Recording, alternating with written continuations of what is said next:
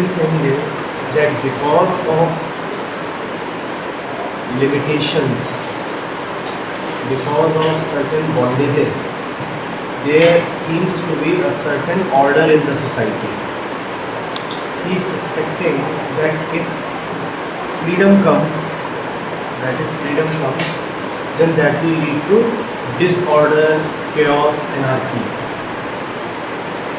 The model that is there in his mind is that if we all become free, then we'll all do as we please, with the result that there is going to be conflict. Are you getting it? Are you getting it? Alright. Let's try to understand this. We have this room here. And it is full of air molecules. Right, Patu? And what are the molecules doing all the time? They are colliding with each other. We know that the molecules are not very densely packed. Still, they are all the time colliding with each other. Right? Random movement, general chaos. That is what you can call as a state of disorder.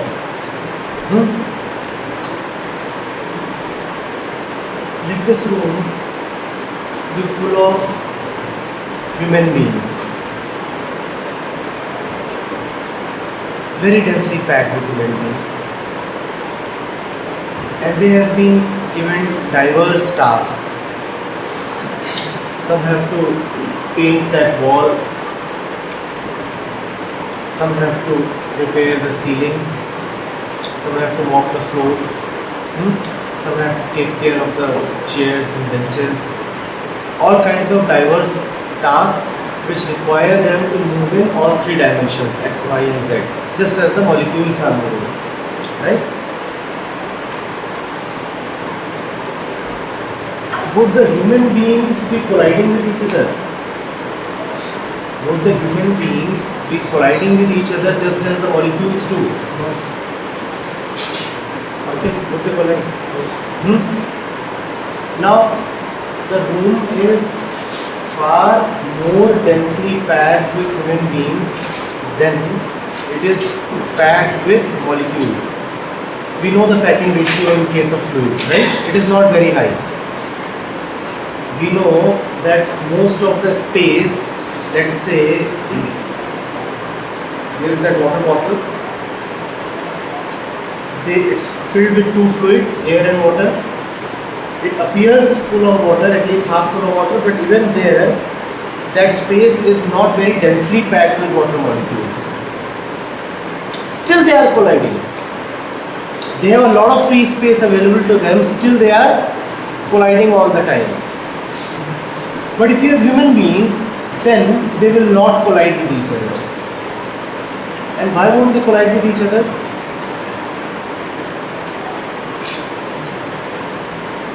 Why won't they collide with each other? Because human beings are intelligent beings. Human beings are intelligent beings. So even though everybody is free to move as he pleases, still there would not be anarchy or chaos.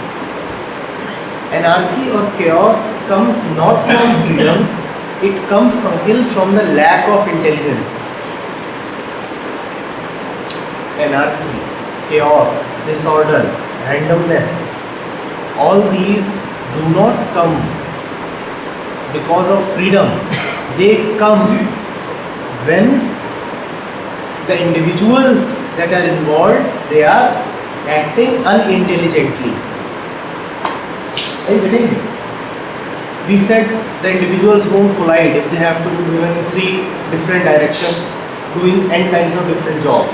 But what if this room is full of drunkards and they are not at all in their senses and they are told to do n kinds of jobs? Then what would you see? They are all falling over each other. Why are they falling over each other? Because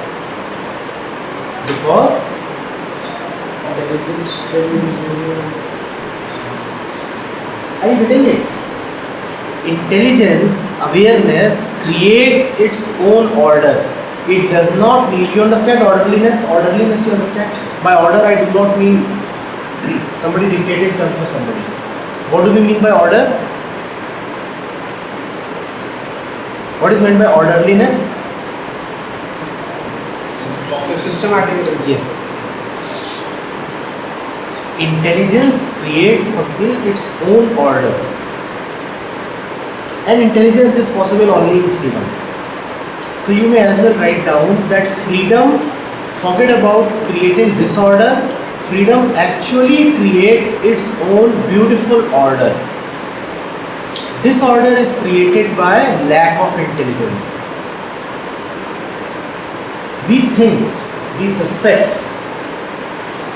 that if laws, regulations, bondages are not there, then the world would become a chaotic place. That's what we suspect.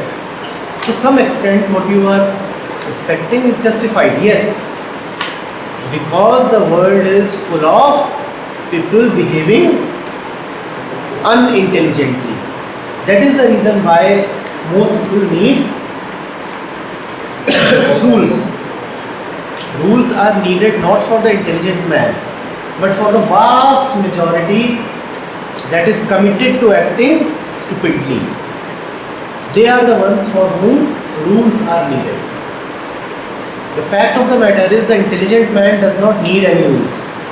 His intelligence is the supreme guiding force.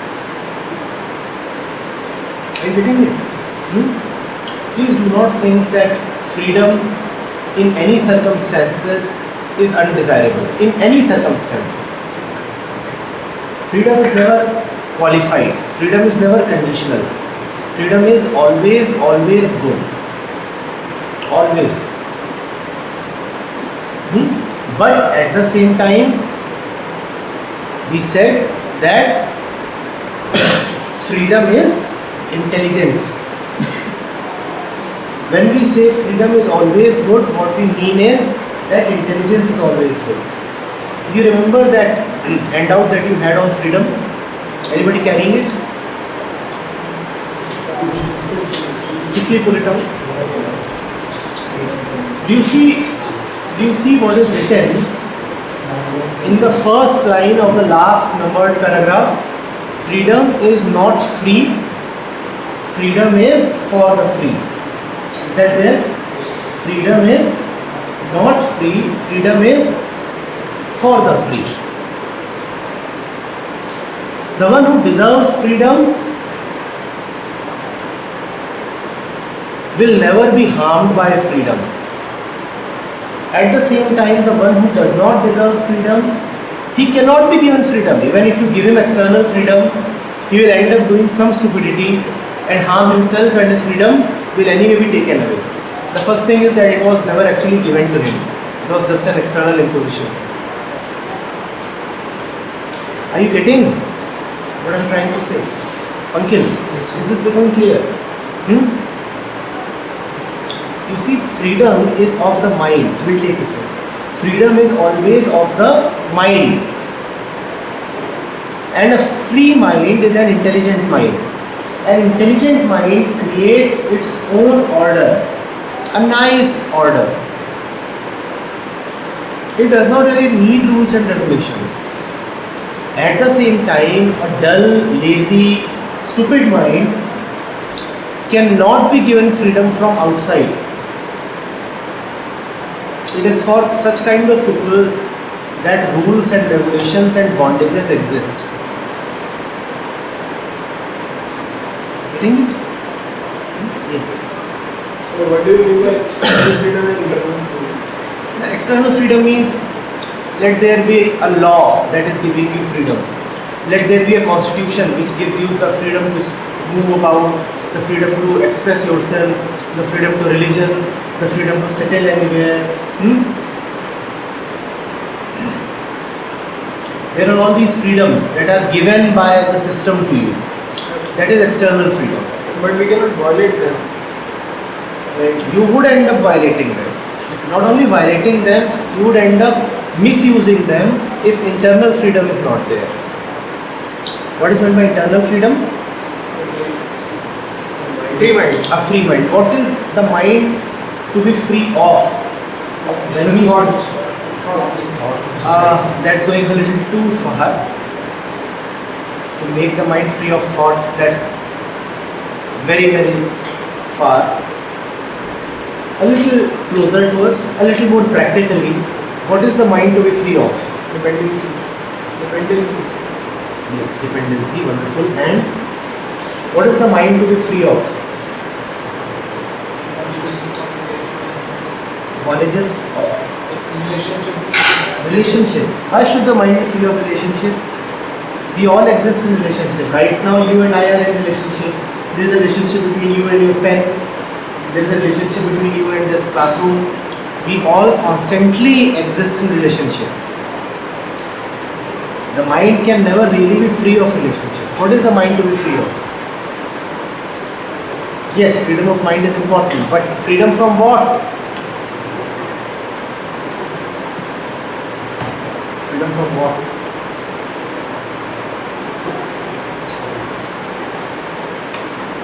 Be free from the we should think on our own, not on society. Dependency, someone has already said. Freedom from dependency. What else?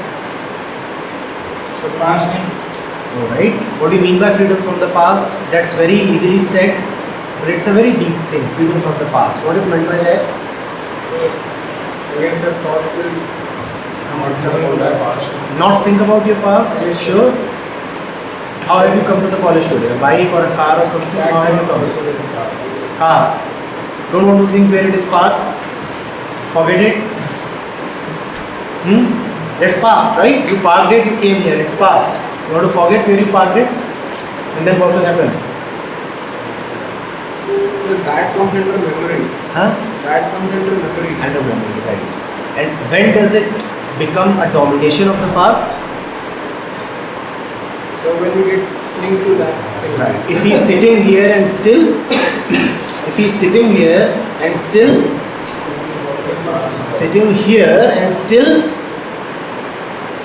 thinking about where he parked his car.